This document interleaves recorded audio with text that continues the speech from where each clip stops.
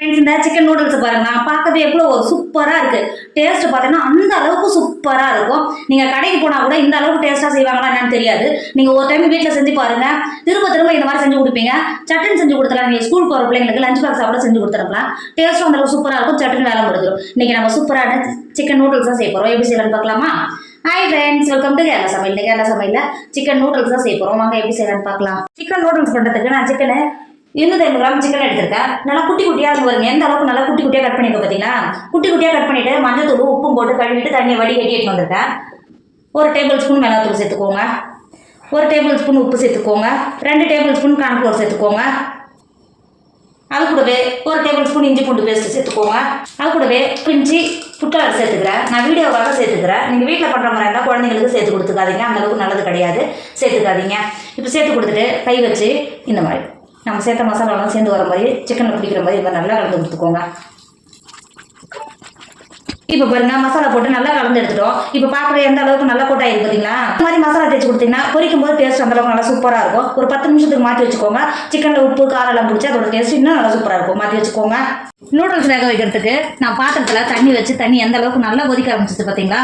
இப்போ ஒரு 2 table spoon எண்ணெய் சேர்த்துக்கோங்க. நான் சன்ஃப்ளவர் ஆயில் தான் சேர்த்துக்கிறேன். சேர்த்து கொடுத்துக்கோங்க. சேர்த்து கொடுத்துறது கூடவே ஒரு 2 டேபிள் ஸ்பூன் உப்பு சேர்த்துக்கோங்க. சேர்த்து கொடுத்துட்டு 250 கிராம் நான் நூடுல்ஸ் எடுத்துருக்கேன். இப்போ தண்ணியில் சேர்த்து கொடுத்துக்கோங்க. நூடுல்ஸ் சேர்த்து கொடுத்துட்டு ஒரு 7 நிமிஷம் மட்டும் வேக விடுங்க. நூடுல்ஸை 7 நிமிஷத்துலேயே நல்லா வெந்து வந்துடும். வேக விடுங்க. நமக்கு 3/4 பாகம் மட்டும்தான் நூடுல்ஸ் வேகணும். 7 நிமிஷம் வெந்ததுனாவே போதும், வேக விடுங்க. இப்போ பாருங்கள், நூடுல்ஸ் சேர்த்து 7 நிமிஷம் ஆயிடுச்சு. இப்போ எந்த அளவுக்கு நல்லா வெந்து வந்திருக்கு பார்த்தீங்களா? நீங்கள் கையில் எடுத்து இந்த மாதிரி உடைச்சிங்கன்னா இந்த அளவுக்கு தான் உடையிடும். நூடுல்ஸை வடிகட்டி எடுத்துக்கோங்க. இப்போ பாருங்கள், நூடுல்ஸை நல்லா வடிகட்டிடணும். நூடுல்ஸை தேங்காய் பாலில் வடிகட்டும் பார்த்தீங்களா? சரி, இது வேணாம். நூடுல்ஸை நல்லா வடிகட்டிடணும். நூடுல்ஸை இப்போ வடிகட்டி எடுத்துன்னு வந்திருக்கேன். சில்லுன்னு இருக்கிற தண்ணியை ஒரு சேர்த்து கொடுத்துக்கோங்க. உதிரி உதிரியாக இருக்கும், சேர்த்து கொடுத்துக்கோங்க. இந்த அளவுக்கு மட்டும் சேர்த்து கொடுத்துக்கோங்க, கரெக்டாக இருக்கும். சேர்த்து கொடுத்துட்டு நம்ம சேர்த்த தண்ணியை வடிகிற வரைக்கும் வடிகட்டிக்கோங்க. வடிகட்டி மாற்றி வச்சுக்கோங்க. நூடுல்ஸ் பண்ணுறதுக்கு இப்போ ஒரு கடாய் வச்சுக்கோங்க. ஃபஸ்ட்டு 1 டேபிள் ஸ்பூன் எண்ணெய் சேர்த்துக்கோங்க. எண்ணெய் சேர்த்து எண்ணெய் நல்லா சூடாகிடுச்சு. 2 முட்டையை உடச்சிட்டு சேர்த்துக்கோங்க. முட்டையை சேர்த்து கொடுத்துட்டு ஒரு 4 டேபிள் ஸ்பூன் மிளகுத்தூள் சேர்த்துக்கோங்க. ஒரு பிஞ்சு உப்பு சேர்த்துக்கோங்க. சேர்த்துட்டு முட்டையை நல்லா ட்ரையாக ஒரு நிமிஷத்துக்கு முட்டையை நல்லா வறுத்துக்கோங்க. இப்போ பாருங்கள், எந்த அளவுக்கு நல்லா முட்டை வருந்து வந்துருக்கு பார்த்தீங்கன்னா? இப்போ முட்டையை மாற்றி வச்சுக்கோங்க. முட்டையை மாற்றி கொடுத்துட்டு அதே கடாயில் ஒரு 4 டேபிள் ஸ்பூன் எண்ணெய் சேர்த்துக்கோங்க. எண்ணெய் சேர்த்து எண்ணெய் நல்லா சூடாகிடுச்சு. நம்ம ஏற்கனவே மசாலா போட்டு சிக்கனை ஊற வச்சுருக்கோம்ல, சிக்கனை இந்த மாதிரி உதுத்து விட்டு சேர்த்துக்கோங்க. இந்த அளவுக்கு சிக்கனை சேர்த்து கொடுத்துட்டு ஒரு 10 நிமிஷத்துக்கு ஒரு சைடு நல்லா வேக விடுங்க. இப்போ பாருங்கள், ஒரு 10 நிமிஷம் ஆகிடுச்சு. ஒரு சைடு நல்லா வெந்து வந்திருக்கு. இப்போ திருப்பி சேர்த்துட்டு இன்னொரு சைடு நல்லா வேக விடுங்க. இங்கே பாருங்கள், எந்த அளவுக்கு நல்லா குட்டி குட்டியாக கட் பண்ணிட்டு பார்த்தீங்களா? இந்த மாதிரி கட் பண்ணிங்கன்னா நீங்கள் திரும்பவும் கட் பண்ணணும்னு அவசியம் கிடையாது. இப்போ திருப்பி சேர்த்துட்டு இன்னொரு பக்கமும் ஒரு 10 நிமிஷம் நல்லா வேக விடுங்க. இப்போ பாருங்கள், சிக்கன் எந்த அளவுக்கு நல்லா எண்ணெயிலே நல்லா வெந்து வந்துருக்கு பார்த்தீங்களா? இப்போ சிக்கனை மாற்றி கொடுத்துக்கோங்க. சிக்கனை வறுத்து கொடுத்துட்டு பாக்கி இருக்கிற எண்ணெயிலேயே பெரிய சைஸ் வெங்காயத்தை நீல வாக்கில் கட் பண்ணி வச்சுருக்கேன். இப்போ சேர்த்து கொடுத்துக்கோங்க. சேர்த்து கொடுத்துட்டு அது கூடவே 1 டேபிள் ஸ்பூன் இஞ்சி பூண்டு பேஸ்ட்டு சேர்த்துக்கோங்க. இஞ்சி பூண்டு பேஸ்ட்லாம் சேர்த்து கொடுத்துட்டு வெங்காயத்தை ஒரு 10 நிமிஷத்துக்கு வறுத்துக்கோங்க. இப்போ பாருங்கள், வெங்காயம் சேர்த்து ஒரு 5 நிமிஷம் இஞ்சி பூண்டு பச்சை வடையெல்லாம் போய் நல்லா வெங்காயம் வதங்கி வந்திருக்கு. இப்போ இந்த ஸ்டேஜில் நான் 100 கிராம் கேரட்டை நீல வாக்கில் கட் பண்ணி வச்சுருக்கேன். இப்போ உள்ள சேர்த்து கொடுத்துக்கோங்க. கேரட்டை சேர்த்துட்டு ஒரு 5 நிமிஷத்துக்கு வெங்காயத்தோடு சேர்த்து கேரட்டை ஒரு 5 நிமிஷத்துக்கு வேக விடுங்க.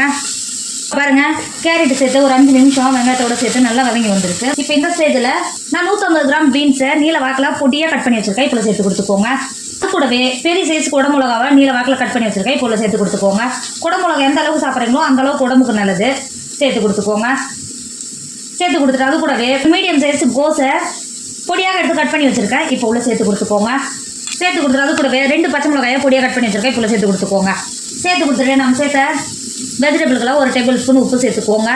சேர்த்து கொடுத்துட்டு ஒரு கிண்டி கொடுத்துக்கோங்க. இந்த அளவுக்கு நல்லா கிண்டி கொடுத்துட்டு நம்ம சேர்த்த வெஜிடபிள்லாம் ஒரு 75% வேக விடுங்க.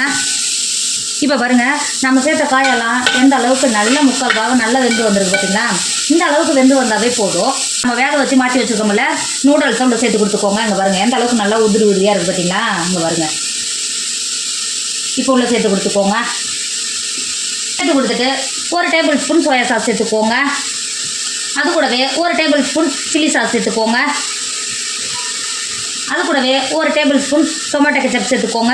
டொமேட்டோ கெச்சப் அதிகமாக சேர்த்துக்காதீங்க, இனிக்க ஆரம்பிச்சிடும். சேர்த்து கொடுத்துக்கோங்க. சேர்த்து கொடுத்துட்டு 1 டேபிள் ஸ்பூன் காஷ்மீர் மிளகாத்தூள் சேர்த்துக்கோங்க. அது கூடவே 1/2 டேபிள் ஸ்பூன் சிக்கன் மசாலா சேர்த்துக்கோங்க.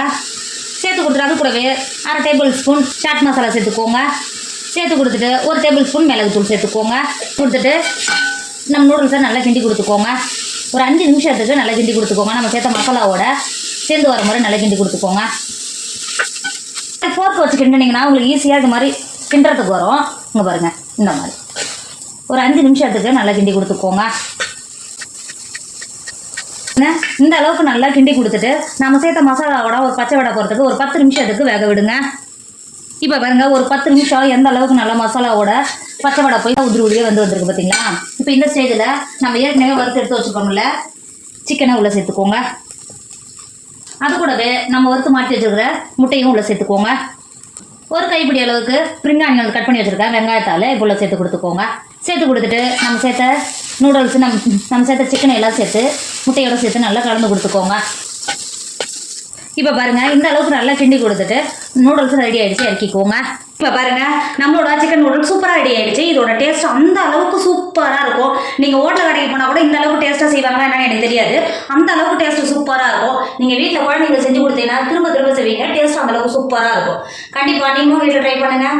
என்னோட வீடியோ உங்களுக்கு பிடிச்சிருந்தா உங்கள் ஃப்ரெண்டு உங்கள் ஃபேமிலிக்கு ஷேர் பண்ணுங்கள். மறக்காமல் கேரளா சமையலை சப்ஸ்கிரைப் பண்ணிக்கோங்க. எனக்கும் கொஞ்சம் ஆதரவு கொடுங்க ப்ளீஸ். தேங்க்யூ.